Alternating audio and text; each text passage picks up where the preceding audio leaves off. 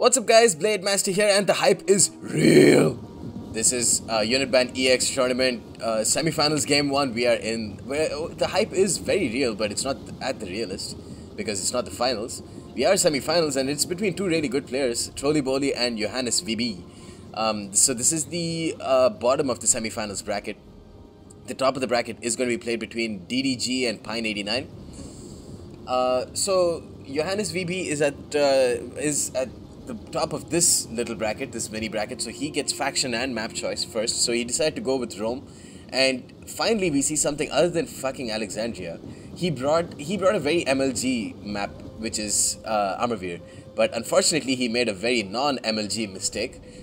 He put himself on the shittier side of Armorveer, so he is on the receiving end of this downhill slope, which is pretty silly. So Trollyboli, on the other hand, has brought Carthage. So it's a Rome-Carthage matchup. Carthage definitely has doesn't have the upper hand in this matchup, at the very least. And you guys, whoever's watching this was also playing the tournament in like Unit Band Alpha. Please, whenever you send me your tournament replays, just also, you know, write in the body of the email like what units you've banned and, you know, who picked what and stuff, because it just makes my life that much easier. Now I don't know who banned what. So yeah, we're just gonna have to make a haphazard guess, and that's just going to increase the shittiness of the quality of my channel, which is okay, I guess, because my channel's pretty shit anyways. So I'm alright with that, but it would just make things easier. So let's try and guess. Evocati is banned because we can see Principes and Armored Legionaries being brought by JohannesVB, and I wouldn't be surprised if Hastari were banned too. Hastari would be a good ban, because it doesn't look like Hastari have been brought either. Instead, 4 Vigiles have been brought. For Carthage, we can see that there are regular Carthaginian hoplites and mercenary Gallic warriors, but we also see Libyan infantry. So, see, on the one hand, Rome definitely has had something banned. Otherwise, we would have seen Evocatis. On the other hand, it does, yeah. So it definitely doesn't look like Carthage unbanned. Well, Carthage can't unban; they're at bottom of the bracket. So maybe I would say Samnite warriors and like noble fighters were banned. Carthaginian caviar, maybe something like a Scutari cav was banned. Those could easily have been the things. Yeah, Carthaginian cav, mercenary Gallic warriors being brought. So yeah, it looks like definitely Samnite warriors were banned, and maybe noble fighters. I don't know. By the way, I was about smoking. Some guy was like, "You should be nicknamed Blaze Master," because it seemed like I was smoking weed. Man, that shit was in college. It's unfortunately no longer the case. I would love to be smoking some Chiba right now, but I live in the middle of the desert, and if I do smoke some Chiba, then I would get horribly fucked if I get caught. Yeah, the rules are really archaic here. But it's not, I mean, I guess I can see the point. Like if you are caught with drugs and shit over here, well, see, because I'm not a citizen of Dubai or, you know, UAE or Oman, unfortunately, because the citizens get like fucking amazing benefits here. So if you do get caught, then you are banned from GCC countries, which is basically like Oman, Dubai, Saudi Arabia, Qatar, and a couple more, Bahrain. And you're banned from entering them for like 5 years. You're deported immediately, not to mention the unspeakable things they'll do to you in jail here. So yeah, don't do drugs in Middle East, kids. Remember, don't do drugs in the Middle East. Well, don't do drugs in general. Yeah, yeah, I guess. I mean, if you want, go ahead. I'm no role model. Anyways, coming back to the main point. Rome. 3 auxiliary barracks brought by them in Armorveer. Not really sure why. Looks like 3 Vigiles. And a front line of Armored Legionaries, which is a very expensive front line. 5 Armored Legionaries. But just increases their steamrolling power. A couple of Principes. What is it? 1, 2, 3, 4, 5, 6. Yeah, 6, 7. So a couple of Principes. And I wouldn't be surprised if it's just 6 Armored Legionaries. We also have a General Bodyguard. We've got like a total of 4 Equites. 2 on either flank. And this is smart positioning by Trollyboli. He's got like a front line of 6 Carthaginian hoplites. Not even late. I'm not really sure why he didn't bring the late Carthaginian hoplites. Really not sure why. He's brought a total of 6 Carthaginian hoplites. He's brought a couple of Libyan infantry, and he's brought 4 Carthaginian cavalry with with 2 or 3 mercenary Gallic warriors. Now, he has surrounded Rome from the start, and he's kept all 3 contingents in the forest. Don't really... I mean, I'm not really sure why, because Romans excel in fighting in the forest, whereas especially the Carthaginian hoplites, Libyan infantry have got 18 charge, but I think the Carthaginians have, well, they have 20 charge. They're just never going to win up in a straight up engagement. So I think the reason why he's kept his units in the forest is more as a surround tactic.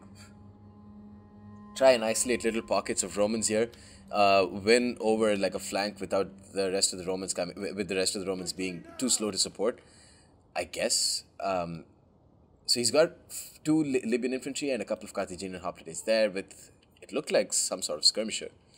Balearic slingers being pulled up here, 7 minutes and 54, so it's not going to be too long of a battle. I thought that the squaring off and the pussyfooting was going to take a long time. One mercenary Balearic slinger brought here, probably one more brought there. Whoa, some hardcore surround tactics being deployed by Trollyboli.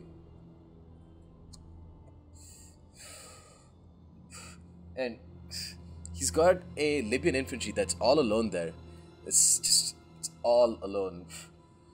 Well, it's got like a Carthaginian cav to support it, but it's going to need more than that if it wants to win over a fight against a Roman unit. So possible weak point there, and the Balearic slingers are already firing there. JVB is happy to like stay on the defensive. That being said, he is if the Carthaginians charge down the center, they do get downhill advantages. I think that's the same case here. Well, he hasn't taken over this part, and over here he's facing an uphill. If the Carthaginians decide to charge in, they are going to do a pretty steep uphill charge. So not really sure why he decided to go to the forest, and since he decided to go to the forest, he should just rushed the top of the hill. But he hasn't, so I guess that's why he's decided to pull out his units. Smart, I guess, smart retreat. You can see some more of his units here. A couple more Libyan infantry, I would hazard. Yeah, a couple more Libyan infantry in the forest. He's got his Carthaginian hoplites near his Carthaginian cavalry. They're kept in the non-wooded area. So it definitely looks like there's a lot of Carthaginians all over the map in just small little pockets versus a very cohesive Roman infantry formation. Vigilia is going to chase after these mercenary Balearic slingers. They didn't really get any shots on the Equites anyways. It like all fell behind. But I can see why he's doing this, because Carthage just doesn't stand a chance to this sort of Roman infantry formation in a headlong charge. And as we've seen with DDG in the Massilia matchup against Rome, the best way to eradicate the Roman threat is to isolate pockets of Romans and just deal with them at once and crush those little pockets of Romans, isolate them, and just don't let the Roman line charge at once and then steamroll your opponents here. I mean your army. So Balearics on Balearic fire here. These Balearics are in grass versus these Balearic slingers who are in the forest. So these mercenary Balearics of the Carthaginians will have a much better triumph against the auxiliary. So Carthaginian hoplites chasing off the Vigilias over there. The mercenary Gallic warriors who are under forest protection. If they clear off this Vigilias, it's good, I guess, but really not going to be a very decisive, little engagement right there. The mercenary Gallic warriors can be quite a pain in the ass, though. Gotta admit. Mercenary Balearic slingers for now taking more damage than these guys. I guess the forest protection does apply to these Balearics as well.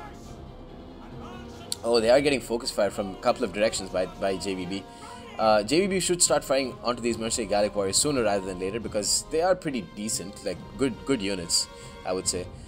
This Gallic warrior is, I think it's going to be, yeah, he's overextended with these guys. He should pull them back, but he is charging all over the place. Looks like the Carthaginian cavalry took a bunch of Pila. Oh, they baited some Pila. Wow, nice.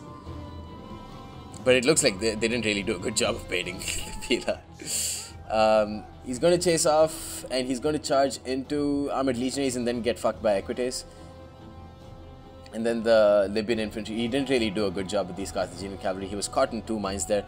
Meanwhile, Carthaginian cavalry have charged into Equites, and it's going to be Libyan infantry versus Principes in the infantry engagement.